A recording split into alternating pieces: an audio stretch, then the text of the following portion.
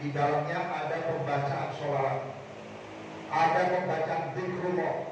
Dari tadi kita diawali dengan pembacaan khatib yang isinya dengan zikrullah, kemudian disusul dilanjutkan dengan pembacaan maulid isinya sholawat kepada Rasulullah, kemudian doa yang dibaca oleh guru kita.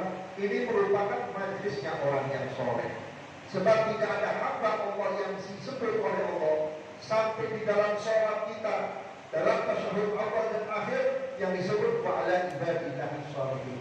Kenapa orang yang soleh ini diabadikan oleh Allah sampai dalam sholat?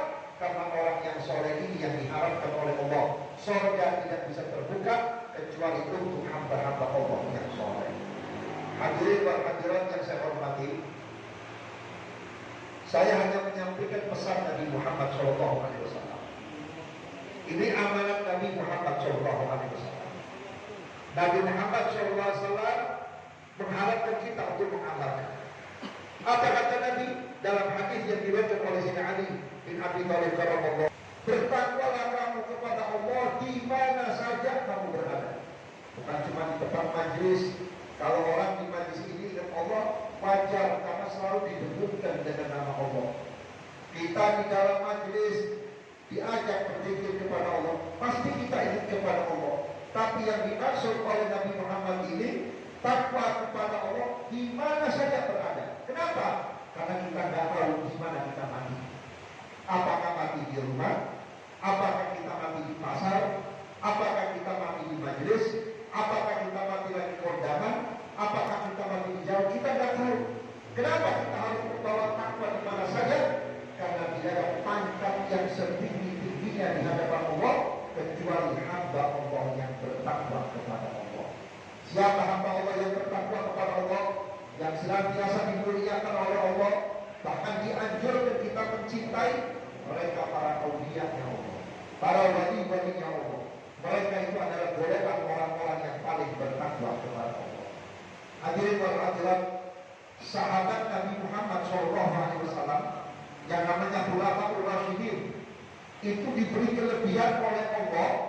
Kalau lewat kuburan atau ziarah ke kuburan bisa ngomong dengan si mayit.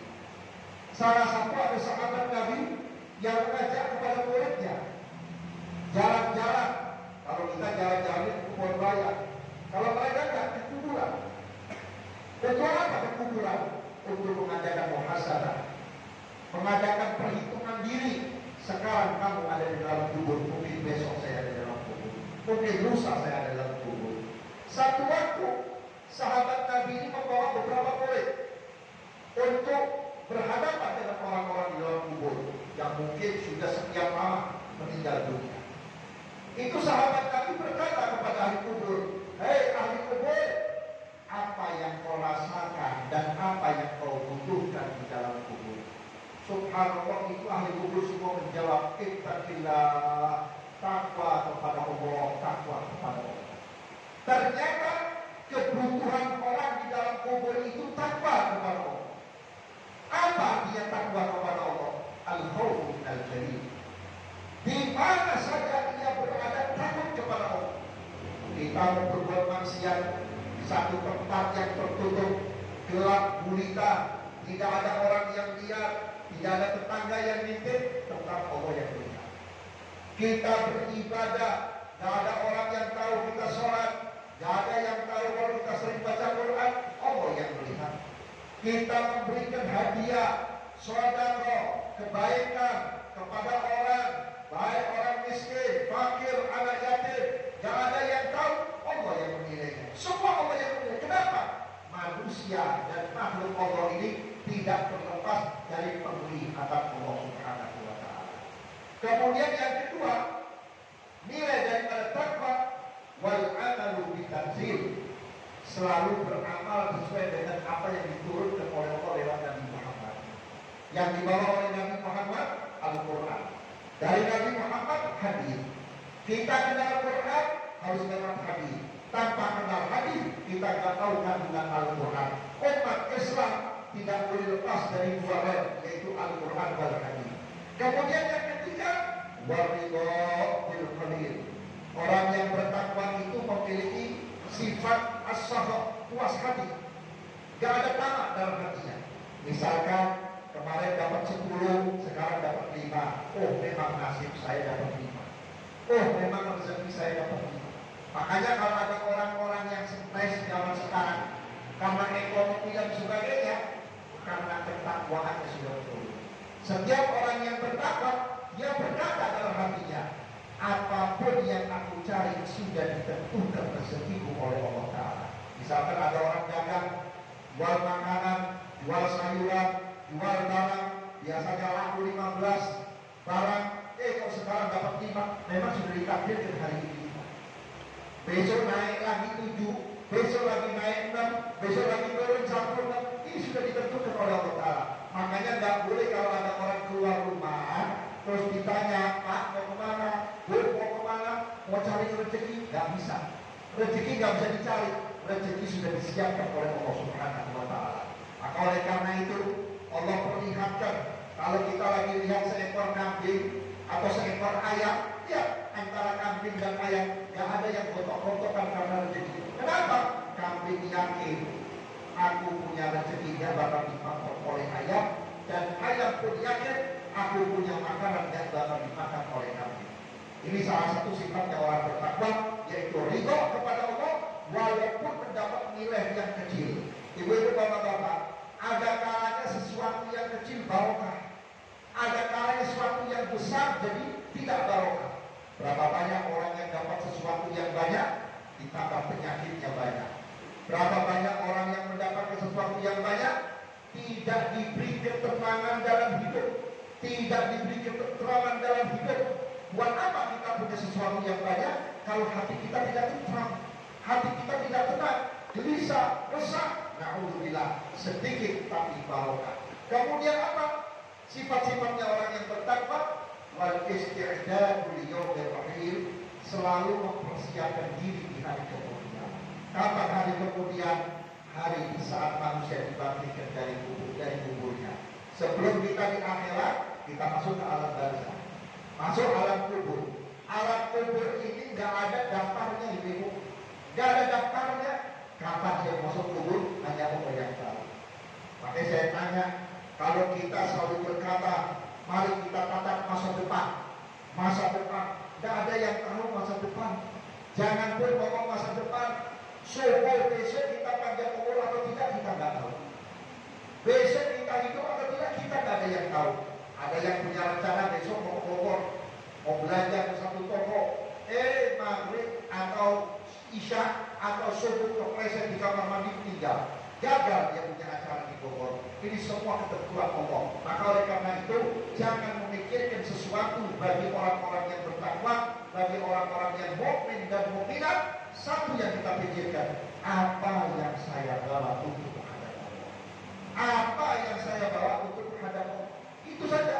Kita punya sholat, ada amal sholat. Kita sering baca Quran, ada amal baca Quran. Kita sering baca maulid, kita sering baca sholawat. Ini nanti yang bakal menentukan kita di akhirat. Akhirat ini sesuatu yang panjang, tidak ada jam, tidak ada tanggal, tidak ada tahun, ada dan abidin selama-lamanya. Selamat selama-lamanya, celaka selama-lamanya. Kemudian pesan Nabi yang kedua, setelah kita disuruh bertakwa kepada Allah di mana saja kita berada, apa Nabi berpesan? Wa'ad bi'isai'atal hasanah tambuha.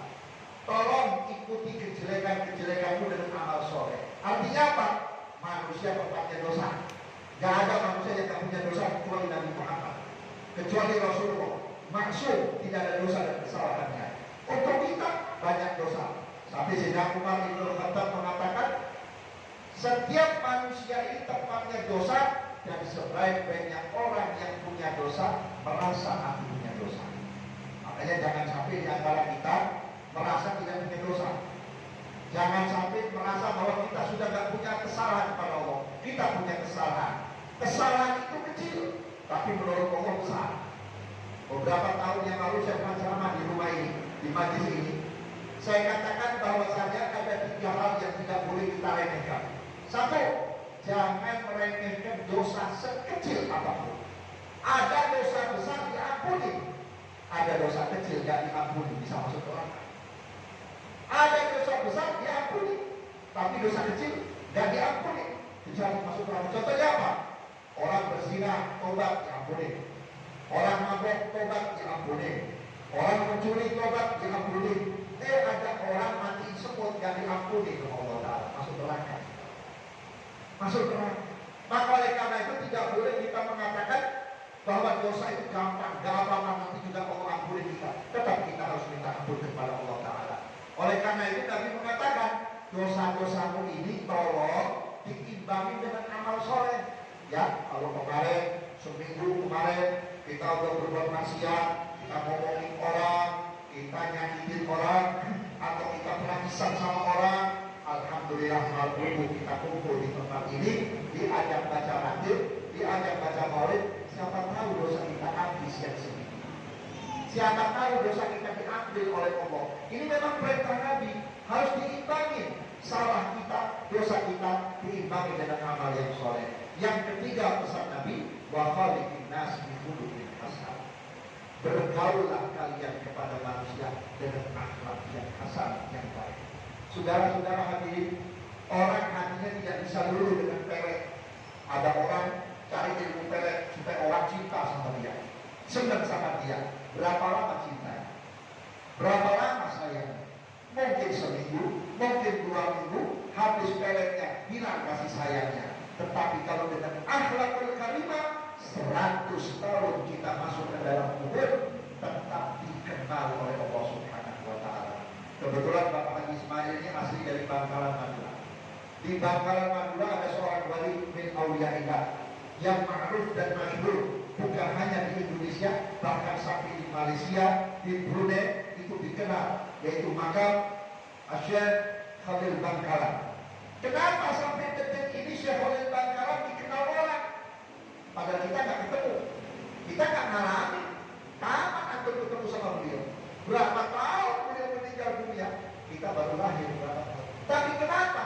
Asal ada orang cerita beliau masuk ke dalam hati kita. Asal ada orang cerita beliau menjadi qudwah kita, ikutan kita. Kenapa? Karena ketinggian akhlak beliau kepada hamba Allah. Beliau bukan sekedar orang yang sholatnya banyak, bukan sekedar orang yang sholawatnya banyak, bukan sekedar yang zikirnya banyak, tapi beliau selalu berusaha berakhlak baik kepada umatnya Nabi Muhammad. Berbuat baik pada umatnya Nabi Muhammad lewat majlis taklim, berbuat baik pada umatnya Nabi Muhammad lewat pondok pesantren, sehingga berapa banyak umatnya Nabi Muhammad yang awam, yang tidak tahu apa-apa, berhasil menjadi ulama, bahkan berhasil menjadi walinya Allah, berhasil menjadi kiai besar. Itu merupakan tinggalan orang-orang yang mulia kepada orang-orang yang dicintai oleh Allah Subhanahu wa Ta'ala. Beliau tidak kurang 1 hari menyiapkan makanan untuk tamu 200 piring. Apakah bukan akhlak yang mulia? Menghormati tamu. Maka oleh karena itu akhlak ini yang gak bakal bisa hilang. Maka oleh karena itu Nabi tekankan kepada kita, bergaullah kamu kepada siapa dengan akhlak yang baik.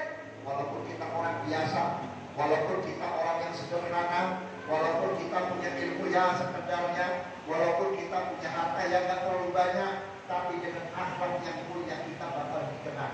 Satu waktu ada orang meninggal dunia. Siapa yang meninggal? Fulan bin Fulan. Ya Allah, itu orang baik banget. Kalau ketemu gak pernah cemberut, kalau ketemu gak pernah asem, mukanya selalu nanya. Walaupun dia orang susah gak pernah nyusahin orang, walaupun dia susah gak pernah nyakitin orang. Kenapa orang sampai berkata itu? Lihat akhlaknya. Akhlaknya gak usah banyak-banyak. Ketemu, Bu, sehat, alhamdulillah. Orang udah senang ditanya. Daripada dimanyunin, betul gak? Daripada dicemburutin, tanya. Bu, sehat, alhamdulillah. Gimana anak-anak pada sehat, Bu? Alhamdulillah. Ini akhlaknya kaum sholihin. Akhlak daripada akhlaknya Nabi Muhammad Sallallahu Alaihi Wasallam. Sampai dikatakan kalau kita tidak bisa memberi, jangan kita menyakiti. Kalau kita tidak bisa memberi, berikan akhlak yang terbaik atau kata-kata yang menyenangkan hati orang tersebut. Insya Allah sampai di akhirat pun kita akan dikenal oleh mereka. Kemudian pesan Nabi Muhammad SAW yang ketiga tadi, yaitu Bergaullah kepada manusia dengan akhlak yang baik. Salah satu sarana yang menyebabkan kita bisa berakhlak yaitu majlis taklim seperti ini.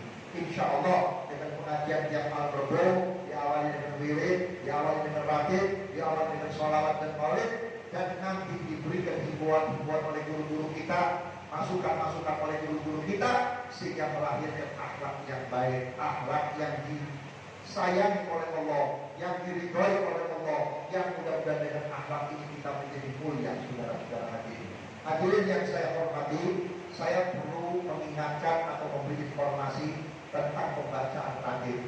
Karena beberapa bulan ini banyak orang-orang ahli Bogor ya suka menanyakan, Habib, saya mau tanya tentang Ratib Al-Idrus. Kok Ratib Al-Idrus baru keluar sekarang? Kemarin-kemarin saya cuma kenal Ratib Al-Qatos, Al-Adan. Saya nggak jalan. Saya pikir saya masih sibuk dan kondisi saya masih kurang sehat. Nah, kebetulan kita kumpul, saya sedikit akan menyampaikan supaya kita paham. Semua ratib itu bagus. Semua ratib itu mulia. Dari mulai Ratib Al-Idrus, Ratib Al-Aduni, Ratib Al-Qatos, Ratib Al-Haddad, semuanya bagus. Kenapa? Di dalamnya ada kandungan-kandungan zikir kepada Allah. Habib Abdullah bin Abu Bakar Al-Idrus waktu menyusun ratib nggak langsung nulis. Istikharah. Berapa lama? 11 tahun. Habib Umar bin Abdurrahman Al-Atas juga istikharah. Seberapa? 11 tahun. Habib Abdullah bin Alwi Al-Haddad istikharah. Berapa lama? 8 tahun. Kenapa 8 tahun? Karena ada guru beliau, Habib Umar bin Abdurrahman Al-Atas. Cuma ratib ini punya kurun, Pak, punya tahun. Kalau Ratib Al-Idrus ini di zaman Sunan Ampel sudah dibaca. Di zaman Wali Songo sudah dibaca. Loh, kok sudah dibaca? Iya. Kenapa? Karena bapaknya Wali Songo itu dulu berguru kepada Habib Abdullah Idrus. Bersamaan dengan Syekh Abdurrahman Al-Akhdari yang kitabnya dibaca di pondok-pondok pesantren. Sehingga Sunan Ampel pertama menyebarkan tahlil diambil dari Ratib Al-Idrus. Dia kalau antum baca tahlil, pertama apa? Fatihah. Kedua apa? Awal Baqarah, pertengahan Baqarah yaitu ayat kursi dan akhir Baqarah. Kemudian la ilaha illallah, subhanallah, istighfar, sholawat. Ini semua ada dalam Ratib Al-Idrus. Cuman rangkaiannya, susunannya tidak seperti Ratib Al-Idrus, tapi intinya diambil dari situ. Maka oleh karena itu, ini sekedar pemahaman saja supaya kita nanti paham. Membaca Ratib Al-Idrus ada sejarahnya, Ratib Al-Qatos ada sejarahnya, Ratib Al-Haddad ada sejarahnya. Tapi sesungguhnya ratib itu bagus semuanya. 3 ratib ini bagus. Justru yang gak bagus yang gak baca ratib. Kenapa? Lidahnya tidak berpikir kepada Allah, lidahnya tidak membaca menyebut-nyebut nama Allah, dan hatinya tidak munajat kepada Allah. Apalagi di zaman ini, zaman sudah akhir, tanda-tandanya kiamat sudah banyak. Apa di antaranya? Anjur fa'al ilm, dicabutnya ilmu oleh Allah. Bagaimana caranya Allah mencabut ilmu? Apa ilmu kita disedot dari ubun-ubun kita? Tidak. Apa kita dibikin lupa oleh Allah? Tidak. Tetapi cara Allah mencabut ilmu, mengangkat ilmu, orang yang tadinya ngajarin kita sholat sekarang udah gak ada, meninggal. Yang tadinya ngajarin kita baca Quran sampai alhamdulillah kita khatam Quran, bahkan hafal Quran, sekarang sudah tidak ada. Bulan-bulan ini coba kita lihat, dari tanggal 1 Januari sampai kemarin kita hitung berapa ulama yang meninggal, baik para habaib maupun para kiai, sudah banyak berapa. Ini menandakan apa? Menandakan misbahul qulub, pelita-pelita kegelapan dunia, lampu yang bisa menerangi kegelapan dunia sudah dicabut oleh Allah. Makanya Nabi Muhammad SAW setiap ketemu orang Badui, orang Badui itu anak pegunungan, selalu orang yang bertanya, ya Rasulullah, mata saat, kapan kiamat? Nabi Muhammad selalu diam, karena masih banyak orang-orang yang tidak berkepentingan. Ketemu lagi itu orang nanya, mata saat, kapan kiamat? Nabi Muhammad juga diam. 3 kali dikumpulkan semua sahabat, dikumpulkan orang-orang yang menyaksikan pertanyaan orang Badui. Kemudian Nabi menjawab, masalah kiamat hanya Allah dan aku yang tahu, dan aku tidak diperintahkan oleh Allah mengumumkan kapan datangnya kiamat. Cuma tanda-tandanya boleh. Apa tanda-tandanya? Anjur wa yahdukal jahl, wa yushrabal khamr, wa yaqaral fitan, wa yaqaral zina. Salah satunya tandanya kiamat, orang yang alim, yang menikah pintar, orang-orang yang berilmu, ulama-ulama yang benar-benar istiqomah diambilin oleh Allah Subhanahu wa Ta'ala. Kalau ini ulama-ulama sudah meninggal dunia, yang tersisa siapa? Orang jahil, orang bodoh. Tapi orang jahil bukan orang yang mau belajar, orang jahil bukan orang yang mau ngaji, tapi orang jahil yang ngiterin, bikin fatwa salah, bikin masalah yang salah, sehingga kita umat Islam dengan umat Islam merasa diadu domba. Sama-sama ahlu sunnah wal jamaahnya ketemu seperti musuh. Sama-sama umat Nabi Muhammad, sama-sama doyan baca sholawat, kalau ketemu seperti jadi musuh. Kenapa? Karena ulama yang alim, yang soleh sudah tidak ada, yang muncul ini orang bodoh. Sehingga Nabi mengatakan dalam hadis tersebut, wayat haral fitan, nanti bakal muncul fitnah. Makanya jangan gampang-gampang percaya dengan berita-berita. Walaupun sekarang ada handphone, ya, yang menceritakan ini yang itu, tidak perlu kita percaya. Kenapa? Yang bikin handphone bukan orang Islam, yang bikin handphone bukan orang Islam, yang bikin handphone orang Yahudi, yang bikin handphone orang komunis, yang bikin handphone orang non-muslim. Sengaja ini handphone dibikin sebagus rupa, kemudian dijual murah supaya umat Islam dengan umat Islam gampang menyebarkan fitnah. Betul tidak? Menyebarkan fitnah disampaikan ke sana, lalu disampaikan ke situ, sehingga muslim dengan muslim berantem. Yang kedua, supaya kita malas baca Quran, malas baca buku pelajaran agama, lebih senang kita buka handphone, buka video.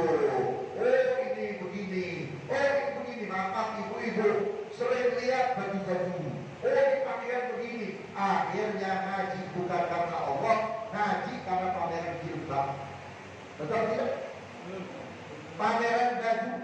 Banyak setiap pengajian bajunya mewah-mewah, tapi saya belum dibayar. Belum dibayar. Di sini ada tulisannya tuh, ya, cap-capannya belum lunas. Mudah-mudahan yang di sini udah lunas semua ya. Udah lunas belum? Amin. Amin. Dan saya belum lunas, saya doa udah lunas. Saudara-saudara hadirin yang saya hormati, kemudian apa yang akan terjadi di akhir zaman, kata Nabi Muhammad SAW, wa yaqilu rijal wa takfurun nisa. Nanti orang laki, orang-orang pria, kaum pria semakin hari semakin habis, yang banyak perempuan. Coba kalau nggak percaya, datang ke rumah sakit bersalin, ya, rumah sakit bersalin atau rumah sakit mana yang suka menerima orang yang lagi bersalin.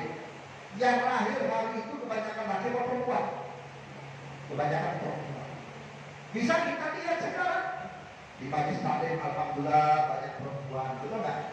Makanya majlis taklim perempuan gak ada yang buyar. Kalau majlis taklim laki-laki 3 minggu buyar kadang-kadang. Kita lihat di pasar banyak perempuan. Kita lihat di tempat kondangan banyak perempuan. Memang ini sudah akhir zaman, perempuan lebih banyak. Kemudian laki-laki sedikit. Makanya laki-laki ini ibu-ibu barang antik. Ya, jangan disakitin, jangan dicuekin, sebab kalau sudah hilang nyari lagi susah, barangnya dikit masalahnya. Ya, stoknya sedikit sudah hampir habis. Ini kata Nabi, bukan kata saya. Kemudian Nabi Muhammad menganjurkan kepada kita, kalau sudah terjadi fitnah seperti ini, ulama sudah diambil oleh Allah, zina, pelacuran, mabok-mabokan, judi sudah menyebar di mana-mana, perempuan makin banyak, laki-laki makin berkurang.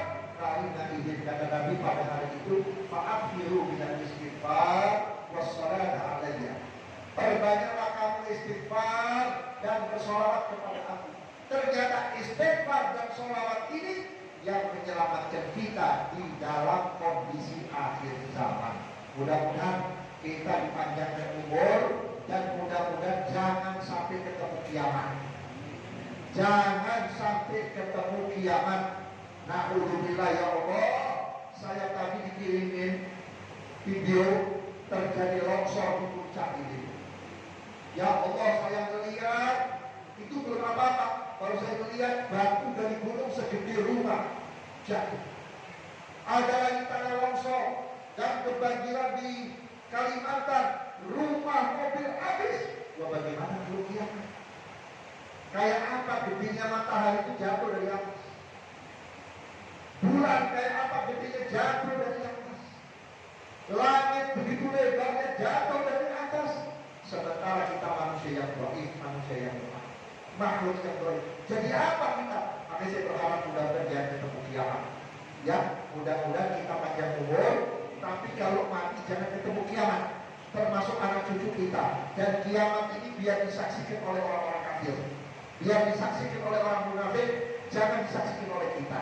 Nah, oleh karena itu saya pesan supaya iman Islam kita sampai detik ini masih ada dalam dada kita, jangan lepas dari Nabi Muhammad, jangan lepas dari Rasulullah. Tadi saya terharu ketika Ustaz Zainal Abidin menganjurkan kita baca sholawat Naria. Ya Allah, saya ingat almarhum Ki Abdul Hamid Pasuruan. Waktu usia saya masih 11 tahun, dibawa oleh kakek saya, ayahnya ibu saya asli Surabaya. Dibawa oleh kakek saya itu ke Bondowoso. Surabaya, Bondowoso itu kurang lebih kira-kira Ciawi, Bandung. Berangkat saya ke sana, mampir ke rumah almarhum Ki Hamid. Waktu itu kurang lebih tahun 76. Waktu itu ada kejadian uang 100.000 jadi 1.000 perak. Uang 100.000 jadi 100.000 perak. Uang 100.000 jadi 100 perak. 100.000 jadi 100. Masya Allah. Itu kalau uangnya sejuta jadi berapa ya? Banyak orang yang stres, yang punya yang punya entang Banten. Kalau di Jawa Timur itu apa namanya itu? Tambak Banten. Ada saja terhadap stres, ada yang ngomong sendiri, ada yang nangis. Yang punya pabrik yang nangis. Datang ke rumah almarhum Ki Hamid Pasuruan, Ki Hamid seorang beliau. Kata Ki Hamid, kamu gak usah stres. Duit itu bisa pulang, bisa datang. Ini yang ngasih duit bukan presiden, Ki Hamid, bukan orang tuamu, bukan bosmu, bukan majikan Allah. Mau gak kamu saya kasih supaya kamu nanti punya pohon duit? Mudah-mudahan yang di sini pengen duit ya. Coba mau satu sen pengen punya pohon duit. Yang sebut saja apapun pohon, pohonnya duit.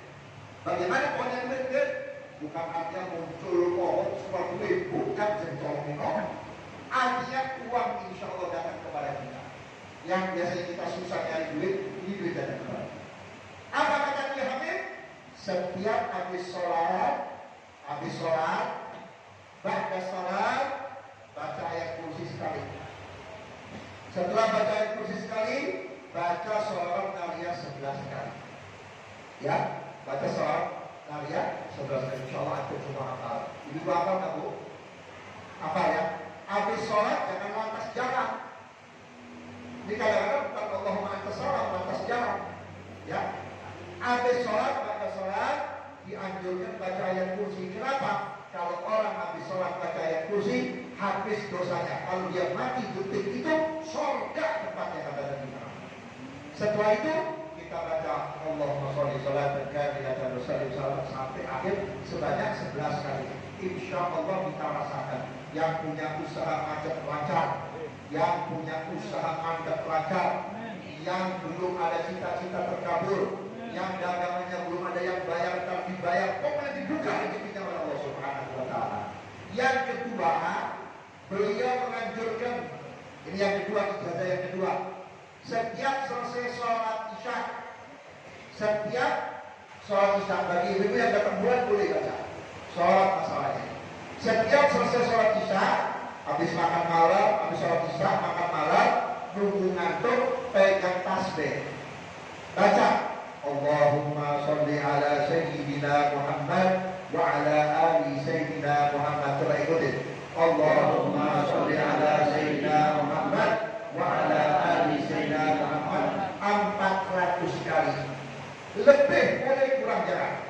Insya Allah Allah tumbuhkan syajaratul buqud, yaitu pohon duit di rumah kita. Ini yang saya peroleh langsung dari almarhum Ki Haji Abdul Hamid atau Bakti Pasuruan. Pada waktu itu saya belum pesantren, baru mau berangkat ke pesantren, cuma diajak tampil. Dan pertama kali saya mendapat ijazah dari orang yang alim, yaitu beliau Ki Haji Abdul Hamid atau Bakti Pasuruan. Mudah-mudahan bisa kita amali. Jadi antum jangan susah, jangan takut. Yang katanya ekonomi umat Islam mau dihancurkan, jangan takut. Ekonomi yang punya Allah. Katanya umat Islam mau disuntik mati, jangan takut. Kita mati bukan karena suntikan, gak disuntik punya mati ya Pak. Nanti ada orang lagi makan ikan asin mati itu, ada yang makan sambal mati, betul gak?